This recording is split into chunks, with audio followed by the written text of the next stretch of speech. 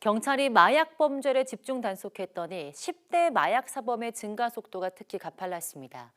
10대를 대상으로 하는 재활 교육을 올해 처음 시작했을 정도인데요.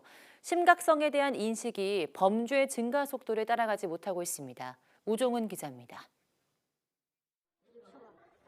합성대마를 유통한 일당의 총책이 집에서 경찰에게 붙잡힙니다. 일당은 모두 4명, 이 가운데 모집책으로 활동한 2명은 고등학교 1학년이었습니다. 10대들은 합성대마를 전자담배로 속여 또래 9명에게 피우게 한 뒤 중독되면 더 팔 계획까지 짰습니다. 과거엔 10대 마약 사범 대부분이 마약 성분 다이어트 약을 사고 파는 수준이었다면 이제는 유통에도 가담하는 사례도 속속 나오는 겁니다. 지난 7개월 동안 마약 관련 범죄를 저질러 경찰에 적발된 10대는 모두 602명. 지난해 같은 기간과 비교하면 규모가 3배 가까이 불었습니다. 평균 1.5배가 늘어난 다른 연령대와 비교하면 유독 빠른 증가세입니다. 인터넷에서 누구나 쉽게 마약에 접근할 수 있는 현실이 10대 마약 사범 급증에 불을 붙였다는 분석입니다.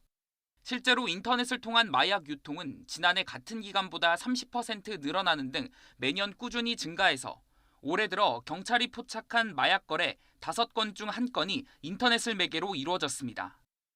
이전과는 틀리게 생물질이 아니라 액상 물질이나 아니면 그 전자담배 같은 걸 카트리지 형태로 유통되는 경우도 많고 하다 보니 이 친구들이 레크레이션처럼 쉽게 접근을 하는 것 같고요.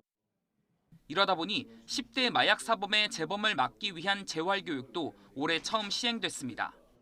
다만 10대의 경우 교육에 참석하려 해도 학교 수업을 빠지면 주변에 알려지게 돼 참여율이 낮고 참여를 강제할 방법도 따로 없습니다. 학교 다니는 청소년이다 보니까 일단 학교나 이런 데 알려지는 게 굉장히 두려운 거예요. 또 그렇게 하고 또 학교 일정이 있다 보니까 또 중간에 빠져나올 수가 없잖아요. 경찰은 하반기에도 마약 범죄를 집중 단속하면서 학교 전담 경찰관이 청소년을 상대로 예방교육에도 나서게 하겠다고 밝혔습니다. 이에 대해 전문가들은 특정 연령대만 교육할 게 아니라 출산을 앞둔 부모와 어린이에게도 중독 예방교육을 진행하는 해외 사례를 참고해야 한다고 지적합니다. YTN 우종훈입니다.